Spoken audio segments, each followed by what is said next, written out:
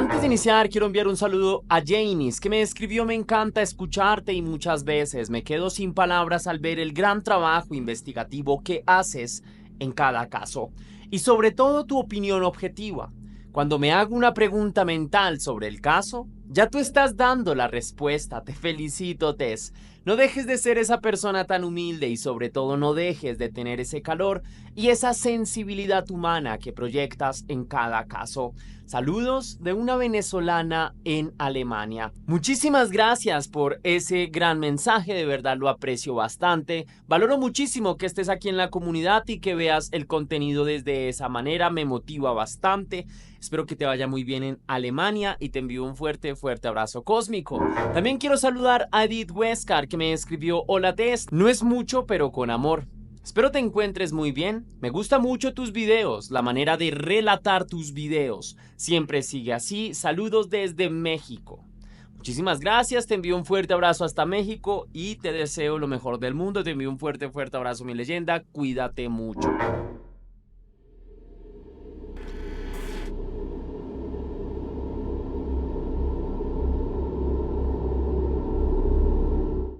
Francisco Albornoz había logrado independizarse hacía pocos meses. En noviembre de 2024 se mudó por fin a su propio departamento que estaba en el centro de Santiago. Un sueño personal que perseguía desde hacía tiempo.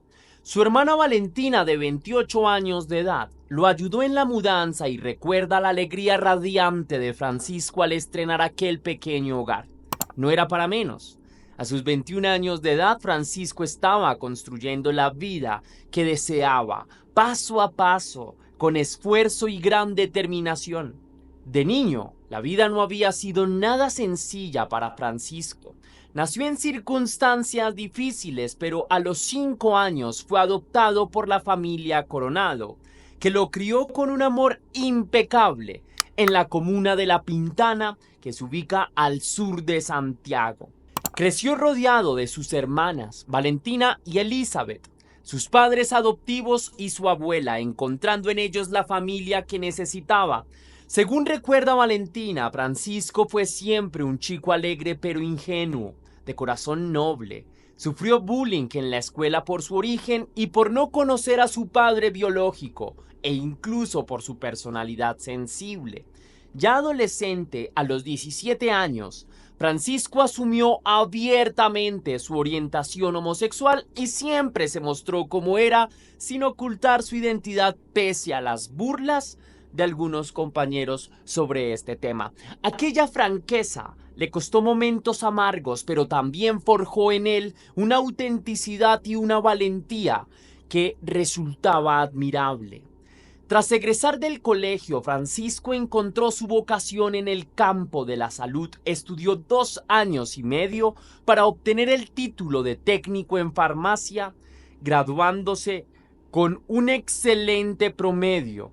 Luego de esto, decidió dar el siguiente paso: vivir por su cuenta. La oportunidad llegó gracias a un amigo inesperado, Leonardo Rivera, un corredor de propiedades de entonces 40 años, a quien Francisco había conocido a través de Instagram un par de años atrás. A pesar de la diferencia de edad entre ellos, surgió una amistad peculiar.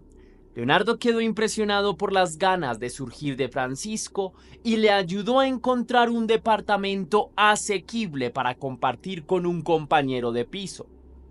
Así fue como Francisco finalmente se mudó a aquel departamento cerca del Metro Santa Ana, iniciando una nueva etapa de autonomía.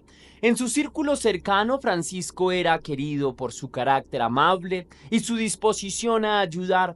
Formó un grupo de amigos entrañable, la mayoría jóvenes de su edad, incluyendo a Isaac, su mejor amigo desde la infancia, con quienes salía a fiestas ocasionales, organizaba tardes de películas y compartía charlas sobre música y actualidad. Aunque disfrutaba de la vida nocturna moderadamente, sus amigos señalan que Francisco no era de excesos. Rara vez lo vieron beber en exceso, pues tenía el estómago bastante delicado y evitaba el alcohol en grandes cantidades. Tampoco era consumidor de sustancias ilegales. Según sus más cercanos, Francisco podía participar de alguna diversión puntual como inhalar poppers, que es nitrato de alquilo, en contextos festivos, pero no usaba la sustancia blanca ni sustancias similares y prefería mantener cierto control. Por eso, cuando después circularon versiones atribuyendo su muerte a una sobredosis, quienes lo conocían no podían creerlo. Nada en el comportamiento habitual de Francisco hacía prever lo que estaba por sucederle.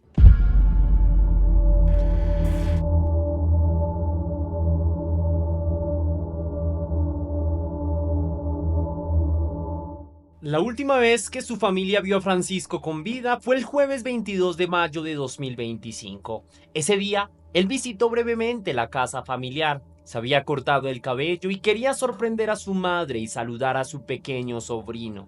Antes de irse, dejó anotados en el chat de WhatsApp unos medicamentos para la diabetes que su madre necesitaba, demostrando su habitual preocupación y cariño hacia los suyos. Nada parecía fuera de lugar en él. Francisco se despidió con la promesa de que volvería pronto a visitarles. Al día siguiente, viernes 23 de mayo, Francisco hizo planes para salir por la noche. Les comentó a sus amigos y a su compañero de departamento que iba a juntarse con unos amigos, quizá a carretear, que significa festejar un rato, aunque sin dar muchos detalles. No mencionó exactamente con quién ni a dónde iría, y sus cercanos, respetando su privacidad, no insistieron en absoluto. En realidad, Francisco había acordado un encuentro a través de una aplicación de citas. Tras una ruptura amorosa a inicios de ese año, él ocasionalmente recurría a aplicaciones como Grindr, Tinder o incluso Instagram para conocer gente nueva y vivir alguna aventura espontánea. Aquella noche de viernes tenía concertada una cita que prometía ser emocionante, sin imaginar el peligro que acechaba. Cerca de las 21 horas, Francisco llegó al punto de encuentro fijado, una pizzería ubicada en avenida Irarrázaval, en el sector de Plaza Egaña. Allí lo esperaba José Miguel Baeza, un chef chileno de 43 años que se hacía llamar Kai. Las cámaras de seguridad del local captaron a Francisco cenando con Baeza. Compartieron pizza y conversaron animadamente. Para Francisco era simplemente una cita con un nuevo amigo. Se le veía relajado y sonriente en las imágenes de aquella velada. Tras la comida, Baeza invitó a Francisco a continuar la reunión en otro sitio más privado. Le dijo que un amigo los recibiría en su departamento en la comuna de Ñuñoa para seguir la fiesta. Francisco accedió sin percatarse de que estaba entrando en una trampa. El edificio al que llegaron se ubicaba en Villa Frey, Ñuñoa, un barrio residencial tranquilo.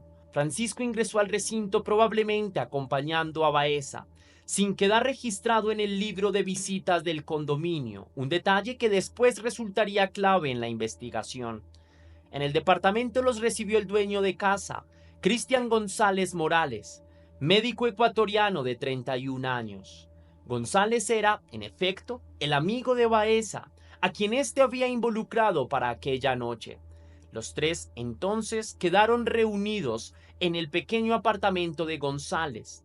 Según relatarían luego, habían acordado pasar allí una noche de diversión adulta con la complicidad de extraños convertidos en compañeros circunstanciales. La versión que Cristian González entregaría más tarde a las autoridades pinta un cuadro de lo ocurrido puertas adentro. Los tres hombres, el médico, el chef y Francisco, consumieron sustancias principalmente del polvo blanco, mientras mantenían relaciones íntimas por varias horas. Baeza al parecer tenía la fantasía de realizar un trío con alguien mucho más joven y Francisco encajaba con ese deseo. Para cumplir ese plan, Baeza llegó preparado. Según González, el chef había llevado al departamento varios implementos por adelantado, incluyendo limones, paños y plásticos para cubrir la cama, de modo que no se ensuciara y todo fuera más fácil de botar posteriormente. La sugerencia de proteger el colchón antes de siquiera empezar la velada resulta escalofriante a la luz de lo que ocurrió después. Por su parte, el propio González admitió que salió brevemente aquella noche alrededor de las 21:15 para comprar más sustancias. Adquirió 4 bolsas de polvo blanco por 35,000 pesos chilenos y retornó al departamento con el suministro listo para la fiesta. Todo parecía dispuesto para una larga noche de excesos. Lo que sucedió a continuación en aquella habitación cerrada solo lo saben con certeza los 2 sobrevivientes. En la versión que Cristian González ofreció en su testimonio, en algún momento de la madrugada Francisco comenzó a descompensarse. Tras inhalar sustancias y mantener intensa actividad íntima, el joven se sintió muy mal, mareado, con las manos heladas y amoratadas, hasta que vomitó en el baño. Acto seguido, siempre según el relato del médico, Francisco sufrió convulsiones y perdió el conocimiento. González asegura que intentó reanimarlo durante 20 minutos, practicándole maniobras de primeros auxilios, pero no logró sentirle el pulso. En cuestión de minutos, la noche de placer se había tornado en tragedia. Francisco Albornoz yacía inmóvil, aparentemente muerto en la cama. González y Baeza entraron en pánico. Afirmarían después que creyeron que Francisco había sucumbido a un ataque cardíaco producto del consumo de sustancias. El abogado de González incluso declararía a la prensa que aquello fue simplemente una noche en que 3 personas adultas se juntaron y las cosas salieron mal, se salieron de control, intentando pintar el hecho como un infortunio y no como un crimen deliberado. Pero frente a la cruda realidad, un muchacho muerto en su hogar, los 2 hombres tomaron decisiones que sellarían el destino del caso con aún más infamia. Sin avisar a servicios de emergencia, sin considerar llamar a una ambulancia, decidieron deshacerse del cuerpo para ocultar lo ocurrido. Aterrados y sin saber qué hacer, confesó luego González, envolvieron el cuerpo de Francisco en una frazada y acordaron sacarlo del edificio a escondidas. La idea desesperada era simple y macabra: llevar el cuerpo lejos, abandonarlo donde nadie lo encontrara y fingir que nada de aquello había pasado. Con ese pacto sin palabras, la oscura alianza entre el médico y el chef avanzó al siguiente acto de la tragedia.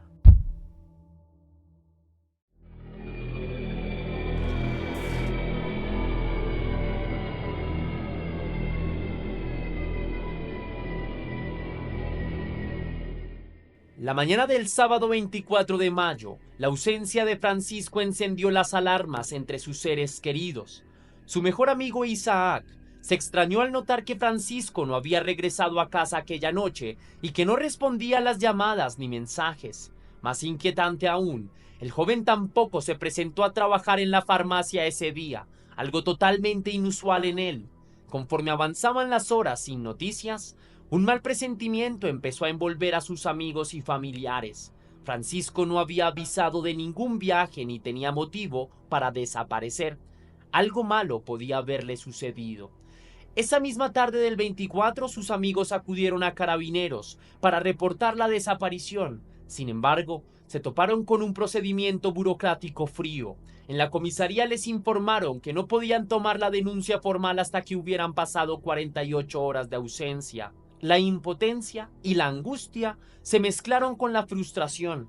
Incapaces de quedarse de brazos cruzados, los cercanos de Francisco decidieron actuar por cuenta propia.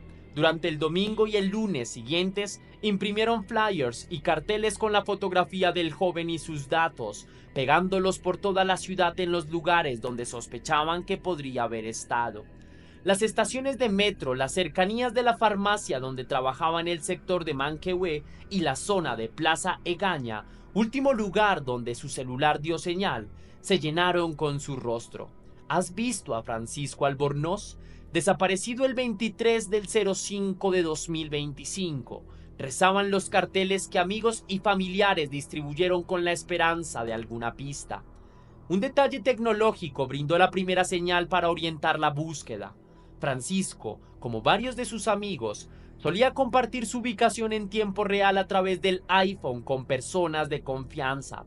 Revisando esos datos, notaron que la última localización registrada del teléfono de Francisco se emitió cerca de las 23 horas del viernes 23 en una dirección de la avenida Irarrázaval, entre Diagonal Oriente y Plaza Egaña.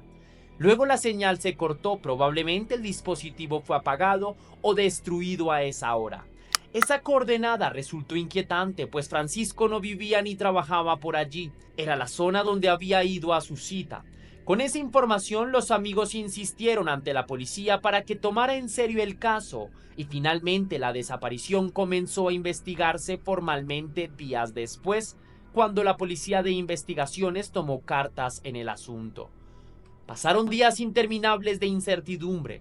La familia Albornoz vivió una agonía creciente entre el temor y la tenue esperanza de hallarlo con vida. Las redes sociales se movilizaron, se difundieron mensajes buscando información y el caso empezó a aparecer en algunos medios locales. 12 días después de la desaparición, cuando mayo daba paso a junio, ocurrió un giro inesperado que cambiaría drásticamente el rumbo de la historia. El martes 3 de junio de 2025, un hombre se presentó voluntariamente en la Fiscalía Local de Ñuñoa afirmando tener información crucial. Dijo saber el paradero de Francisco Albornoz y las causas de su muerte. Ante la mirada atónita de la fiscal de turno, este individuo reveló que Francisco había muerto y que podía indicar exactamente dónde estaba el cuerpo. Su nombre era Cristian González Morales, el médico ecuatoriano de 31 años que había estado con Francisco en la noche del 23. Acompañado por su abogado, González confesó su participación en los hechos y señaló a un segundo implicado, José Miguel Cay Baeza, el chef que también estuvo presente aquella noche. La revelación de González fue tan detallada como espantosa. Gracias a la confesión, la policía obtuvo coordenadas precisas para buscar a Francisco. Agentes de la PDI se desplazaron de inmediato a la zona indicada por el médico, un área agreste y de difícil acceso en las afueras de Santiago. Tras horas de rastreo, el miércoles 4 de junio finalmente encontraron lo que temían. El cuerpo de Francisco Albornoz fue hallado entre matorrales, a la vera de un camino rural en la ribera del río Tinguiriricá, cerca de la localidad de Placilla, a unos 150 kilómetros de Santiago. El cuerpo estaba envuelto en una frazada, tal como González describió, y se hallaba en avanzado estado de descomposición tras casi 11 días a la intemperie. Mientras los detectives trabajaban en el sitio del hallazgo, otra unidad de la policía se dirigió a detener al segundo involucrado. Siguiendo la información proporcionada por González, José Miguel Baeza fue arrestado esa misma noche en su domicilio de la localidad de Codegua, a unos 75 kilómetros de Santiago. En la casa del chef, los investigadores encontraron una estufa con indicios de haber sido usada para incinerar objetos y varios elementos quemados que podrían pertenecer a Francisco, posiblemente ropa u otras pertenencias de la víctima, lo que sugería un burdo intento de destruir evidencia. La confirmación de la muerte de Francisco cayó como un mazazo sobre sus seres queridos. Su familia tuvo que acudir al servicio médico legal para identificar el cuerpo y enfrentar la dolorosa certeza de su pérdida. En cuanto la noticia se hizo pública, la prensa chilena desplegó titulares sobre el caso que para entonces ya escandalizaba a la ciudadanía. Un joven trabajador desaparecido tras una cita de aplicaciones, un médico extranjero implicado, un cuerpo arrojado a un río. Todos los ingredientes de una historia trágica estaban allí.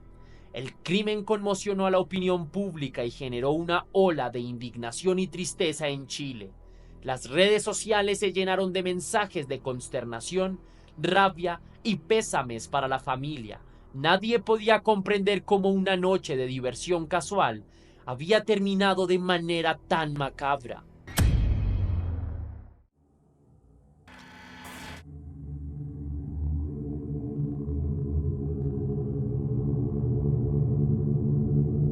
Con los dos sospechosos bajo custodia, comenzaron a salir a la luz sórdidos detalles de cómo intentaron encubrir lo ocurrido.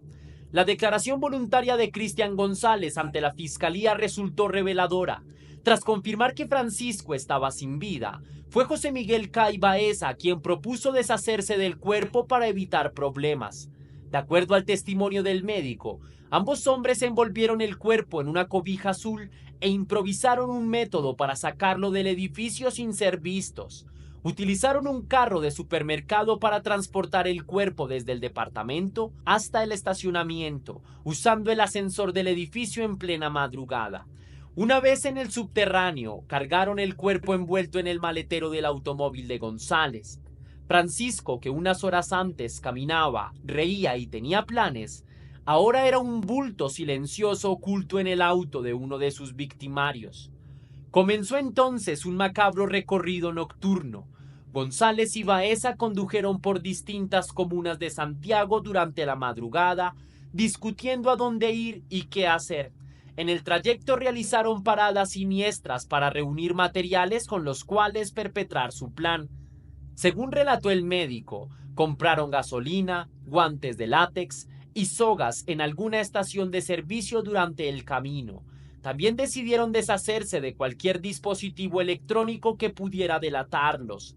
En plena Ruta 5 Sur, la principal autopista hacia el sur del país, intentaron quemar el teléfono celular de Francisco, colocaron el móvil dentro de una lata vacía de papas fritas y le prendieron fuego con la esperanza de destruir la tarjeta y los datos. El improvisado experimento probablemente chamuscó el aparato, pero no quedó claro si lograron destruirlo completamente. Cada movimiento demostraba un frívolo cálculo por borrar cualquier rastro. Conduciendo bajo la oscuridad, eventualmente salieron del radio urbano de Santiago, avanzaron hacia la región de O'Higgins, aparentemente al azar, hasta llegar al área de San Fernando.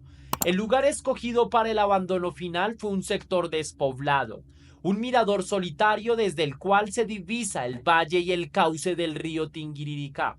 Allí, cerca del amanecer del sábado 24, detuvieron el auto, envuelto en la penumbra y el silencio del entorno rural. Llevaron a cabo el acto más espantoso. Arrojaron el cuerpo de Francisco, barranco abajo. Desde el borde, el desnivel cae a unos 40 o 50 metros en pendiente pronunciada. El cuerpo cayó golpeándose en la ladera hasta quedar oculto entre la vegetación cerca del río, en un lugar donde difícilmente sería visto desde el camino. No conformes con eso, los dos hombres utilizaron las cuerdas que habían comprado para tratar de asegurar el cuerpo entre la espesura. Lo ataron a árboles o rocas, camuflándolo para que no fuera visible fácilmente desde arriba. Querían asegurarse de que el joven nunca fuera encontrado, o al menos no en el corto plazo. En ese instante, la vida de Francisco Albornoz literalmente quedó pendiendo de un hilo en aquel barranco oscuro. Consumada la macabra tarea, González y Baeza emprendieron el regreso a Santiago con el primer asomo de la mañana. Sin embargo, el plan de encubrimiento aún no terminaba. Conscientes de que el departamento de Ñuñoa seguía repleto de huellas del encuentro fatal, tomaron medidas adicionales para borrar la escena del crimen. Cristian González, demostrando una frialdad pasmosa, contrató ese mismo día un servicio de limpieza profunda para su departamento. Pocas horas después de haber tirado el cuerpo de Francisco al río, personal de aseo externo entraba al apartamento del médico y limpiaba a fondo cada rincón, así como las áreas comunes del edificio por donde pudo haber pasado la víctima. Es muy posible que los trabajadores de limpieza jamás supieran qué era exactamente lo que estaban borrando. Al finalizar, el departamento lucía impecable, sin las sábanas manchadas, sin huellas dactilares ni cabellos fuera de lugar. Cualquier resto físico de Francisco en ese lugar fue removido. Simultáneamente, José Miguel Baeza se deshizo de cualquier evidencia que lo conectara con el joven. Se cree que quemó ropa u objetos personales de Francisco en su casa. De ahí los restos calcinados que la policía halló en su estufa durante la detención. Además, los peritos informáticos constataron que los celulares de ambos implicados habían sido reseteados o limpiados. Muchos mensajes e información relevante habían sido borrados intencionalmente de sus dispositivos. También el automóvil de Cristian González fue sometido a una limpieza meticulosa, probablemente para eliminar cualquier mancha o rastro biológico. Cada detalle indica que ambos sospechosos actuaron con rapidez y coordinación para ocultar pruebas. Por 11 días, la desaparición de Francisco fue un misterio. El médico y el chef guardaron silencio, observando quizás con nerviosismo cómo los amigos del joven empapelaban la ciudad con su búsqueda. Tal vez creyeron que se habían salido con la suya, pero la culpa, el miedo o alguna otra presión llevaron finalmente a Cristian González a confesar, desmontando el pacto de silencio. Todo el elaborado esfuerzo por esconder el crimen empezaba a desmoronarse.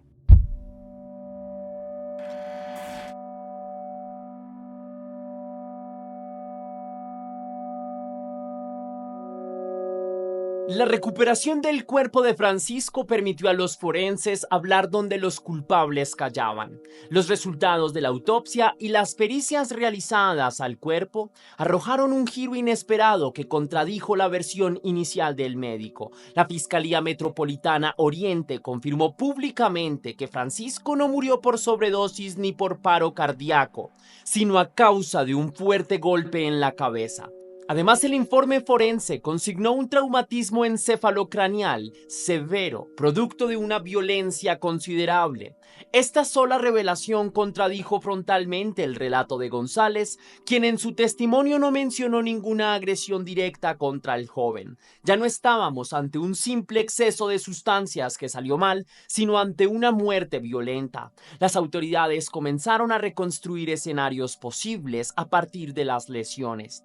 Una hipótesis macabra tomó fuerza. Los indicios sugerían que Francisco pudo haber sido arrojado aún con vida al barranco y que la caída misma o un golpe durante la misma le provocó la herida mortal en el cráneo, es decir, que cuando González y Baeza lanzaron su cuerpo pendiente abajo, Francisco todavía respiraba, aunque quizás inconsciente, y solo al estrellarse contra el fondo perdió la vida.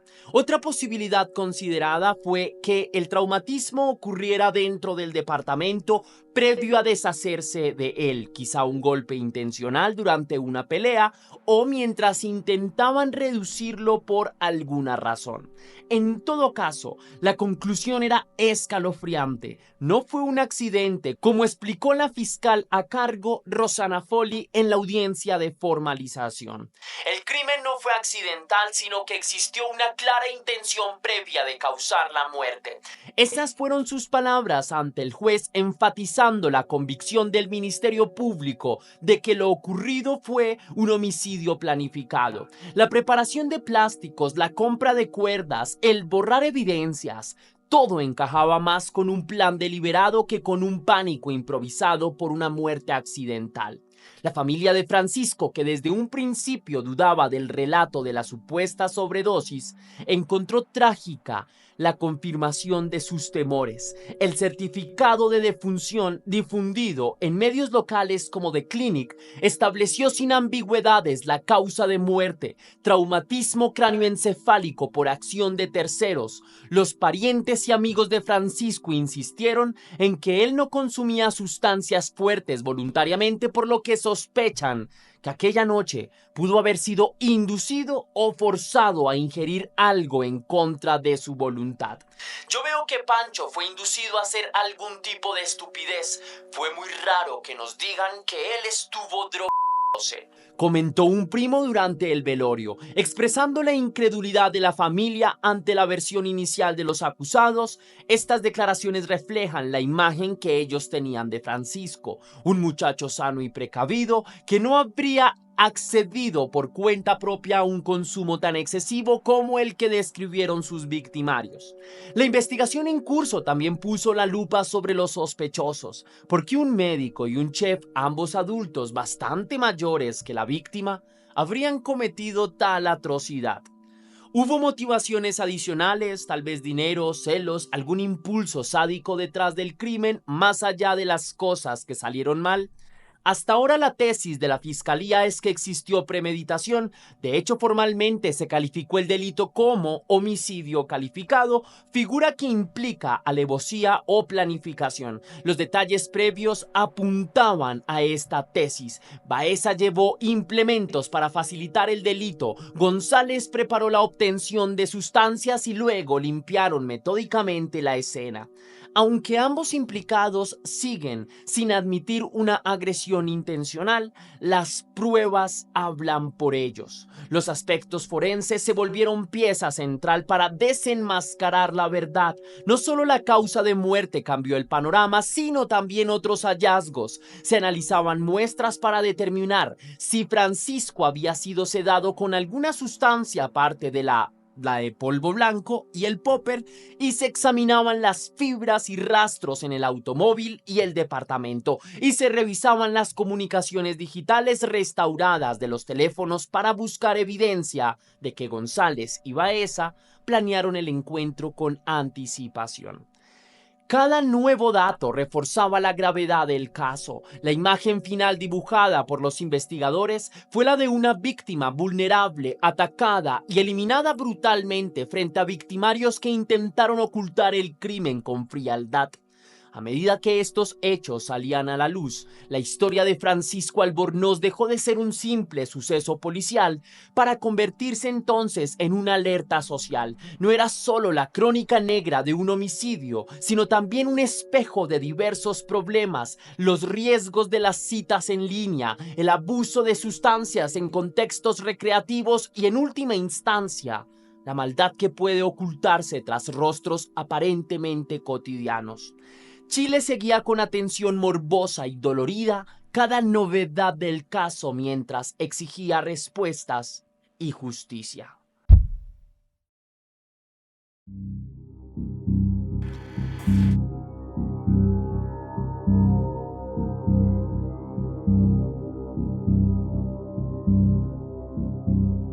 Con los resultados de la investigación preliminar, las autoridades movieron rápido el aparato judicial. Cristian González y José Miguel Baeza fueron formalizados como imputados por el delito de homicidio calificado, y el juez ordenó que permanecieran en prisión preventiva mientras se desarrollaba la investigación. Ambos fueron ingresados a recintos penitenciarios distintos, lejos del alcance de la prensa, mientras sus abogados preparan sus defensas. El médico ecuatoriano, mediante su abogado Gabriel Solórzano, siguió alegando públicamente que su cliente no cometió ningún homicidio y que estaba completamente arrepentido por lo ocurrido. Sin embargo, ante la abrumadora evidencia en contra, estas palabras sonaron vacías para la mayoría. Por su parte, Baeza ha mantenido un perfil más bajo. Hasta el cierre de esta crónica no ha entregado su versión de los hechos a la Fiscalía ni a la opinión pública, amparándose en su derecho a guardar silencio. La estatura profesional de los acusados exacerbó la indignación de muchos. ¿Cómo era posible que un médico formado para salvar vidas estuviese implicado en algo así? En Ecuador, de donde es oriundo Cristian, la noticia cayó como balde de agua fría. Medios ecuatorianos de renombre como El Comercio replicaron los detalles escabrosos del caso, desde la confesión del galeno hasta la forma en que intentaron ocultar el cuerpo. En redes sociales ecuatorianas abundaron mensajes de vergüenza y rechazo, lamentando que un compatriota estuviese involucrado en un crimen tan atroz. Algunos señalaron que González había estudiado medicina en Cuba y que llevaba pocos años trabajando en Chile, específicamente en la Corporación de Desarrollo Social de Ñuñoa, lo que añadía desconcierto. Su perfil profesional no hacía presagiar una conducta criminal. Del chef José Baeza también se supo que era un hombre con años de experiencia en gastronomía y que se presentaba como amante de la cocina oriental en círculos sociales. Ahora será recordado tristemente por esta acusación. En Chile la repercusión pública ha sido amplia y multifacética. Por un lado, la comunidad LGBTIQ+ se estremeció, pues Francisco, si bien no era activista conocido, era un joven abiertamente gay. Perdió la vida en un contexto que involucró unas citas ciegas y posibles prácticas de chemsex, sexo asociado al uso de sustancias. Muchos en la comunidad han señalado que este caso refleja riesgos a los que están expuestos o a las personas de esta comunidad al interactuar en entornos donde la confianza se entrega rápidamente a desconocidos, a veces por la necesidad de encontrar espacios de encuentro y libertad. Sin embargo, la lección trasciende la orientación sexual. Cualquier joven en la era de las aplicaciones podría verse en peligro al bajar la guardia. El debate se extendió a foros más amplios sobre la seguridad en las citas en línea. Se discutió la importancia de tomar precauciones, de informar a alguien de confianza sobre con quién se va a salir o a dónde, y de tener mecanismos de escape si la situación se torna incómoda. El propio hecho de que Francisco compartiera su ubicación en tiempo real con sus amigos fue destacado como una práctica que en este caso ayudó a acotar la búsqueda en los primeros días. Las conversaciones también abordaron el tema del consumo de sustancias entre jóvenes. La combinación de intimidad y sustancias, evidenciada en este caso, encendió alarmas sobre la popularidad de estas prácticas y los peligros asociados. Expertos en salud pública advirtieron que el consumo de sustancias en contextos de fiesta puede llevar a situaciones de vulnerabilidad, más aún si se está en compañía de personas poco conocidas. La tragedia de Francisco ejemplificó de la peor manera estos riesgos. Muchos padres, al enterarse de los pormenores, reflexionaron con preocupación sobre cuán expuestos pueden estar sus hijos cuando salen de fiesta en la gran ciudad.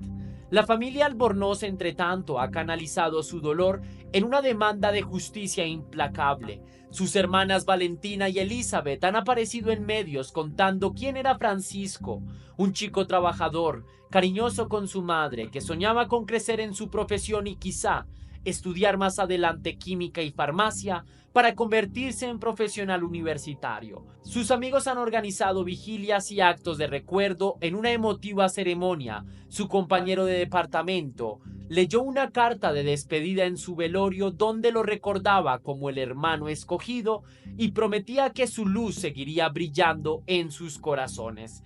Las escenas del funeral realizado en el Cementerio Metropolitano de Santiago fueron desgarradoras. Decenas de jóvenes con globos blancos, familiares aferrados unos a otros y una foto de Francisco sonriente prescindiendo el acto final de despedida.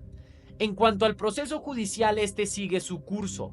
A la fecha, tanto González como Baeza permanecen en prisión preventiva en la espera de su acusación formal. La fiscalía ha señalado que pedirá las penas más altas que permita la ley, dada la gravedad y la crueldad del delito. Se esperan aún resultados definitivos de peritajes que tomarán algunas semanas más. Es probable que el juicio oral se celebre dentro de varios meses, dada la complejidad del caso. Mientras tanto, la defensa de González podría intentar negociar alguna atenuante por colaboración, ya que él confesó y entregó información clave, pero tratándose de un homicidio calificado, incluso una eventual cooperación tardía, podría no aliviar mucho su situación. En la opinión pública no hay clemencia. La gran mayoría pide cárcel a perpetuidad para los culpables, calificando el crimen como monstruoso.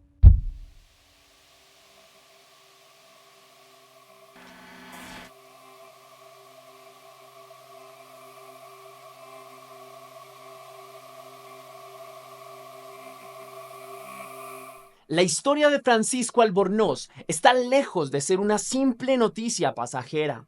Ha dejado huellas profundas en todos quienes la conocieron y en la sociedad que la siguió. En esta tragedia confluyen elementos humanos, forenses y sociales que nos invitan a una reflexión dolorosa. Hablemos primero de lo psicológico. El caso nos hace preguntarnos: ¿qué llevó a dos hombres adultos, uno de ellos médico, supuestamente dedicado a salvar vidas, a planificar y a ejecutar un acto tan atroz? La premeditación evidente, que son preparar los plásticos, conseguir las sustancias, tener listo un plan de limpieza, sugiere de entrada una frialdad escalofriante y posiblemente rasgos psicopáticos en estos perpetradores. Entonces, la capacidad de traicionar la confianza de un joven inocente y luego tratar su cuerpo como un objeto desechable habla de una ausencia absoluta de empatía, que es una de las principales características de los psicópatas. Algunos expertos han señalado que podría tratarse de individuos con personalidades narcisistas o tendencias sádicas, aunque será tarea de los investigadores psiquiátricos evaluar si el juicio finalmente tendrá en consideración este aspecto. Lo cierto es que para la comunidad, González y Baeza se han convertido en sinónimo de crueldad absoluta y calculada. Desde el punto de vista forense, este caso destaca el papel fundamental de la ciencia en la búsqueda de la verdad. Si no fuera por la autopsia, que resulta absolutamente rigurosa, quizás la versión del infarto por sobredosis habría persistido y por tanto el crimen habría quedado impune. Así de fácil. El forense Nicolás Villagra del Servicio Médico Legal de San Fernando fue quien plasmó en el certificado de defunción la causa real de muerte: traumatismo encefálico con participación de terceros, y esto, sin duda alguna, permitió que la investigación de este caso avanzara. Asimismo, otros peritajes que son como tal vez los análisis de lesiones, estudios de la escena en el barranco, entre otros, aportaron pistas clave. Por ejemplo, determinar que Francisco aún tenía tierra en los pulmones, sugerente de que quizá respiraba cuando fue arrojado, o encontrar restos de adhesivo en sus muñecas que apuntarían a que fue atado, como les relaté anteriormente. Cada fragmento de evidencia entonces permitió armar un relato verídico frente a las mentiras iniciales que buscaban entorpecer la investigación. El caso demuestra cómo en crímenes complejos los detalles forenses, por técnicos y puntuales que sean, se convierten en últimas en la voz de la víctima. Y en el último plano que quisiera hablarles, que es el plano sociocultural, la muerte de Francisco ha abierto conversaciones en la sociedad chilena sobre varios temas delicados, pero que debería de alguna manera afectar a otros países directamente, porque esto es una situación casi que mundial. Primero, sobre la soledad y la confianza. Francisco era un joven querido, pero también alguien que buscaba conectar con otros en el mundo digital, quizás para paliar cierta soledad o simplemente para explorar su libertad. Su triste final ejemplifica los problemas que creo yo que se intensifican más en esta generación de confiar demasiado en desconocidos, como apuntó la tercera al destacar la soledad de un hombre de 21 años que lo llevó a correr riesgos por confiar demasiado en desconocidos.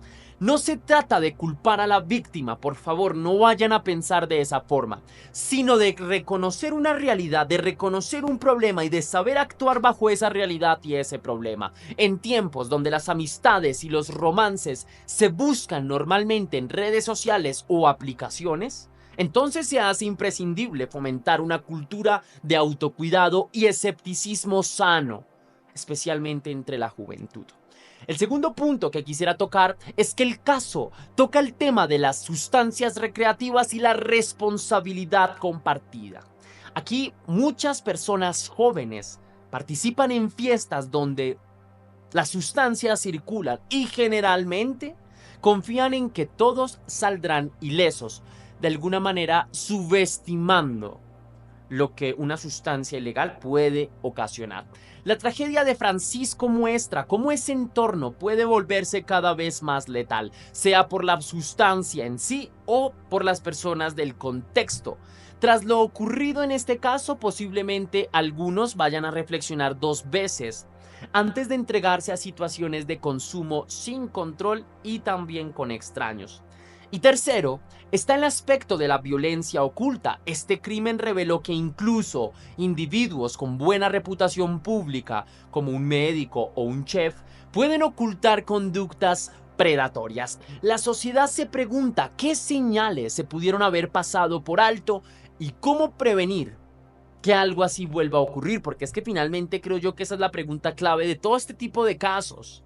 Al momento de cerrar esta historia, El cuarto donde vivía Francisco permanece vacío, sus pertenencias están intactas tal como las dejó en aquella tarde de mayo. En una repisa aún descansa su bata de técnico en farmacia, símbolo de un futuro profesional que desafortunadamente ya no podrá cumplir. Afuera en la ventana sus seres queridos han puesto una pequeña vela que encienden cada noche en su memoria y esa luz trémula es un recordatorio de su vida truncada y a la vez una exigencia silenciosa de justicia.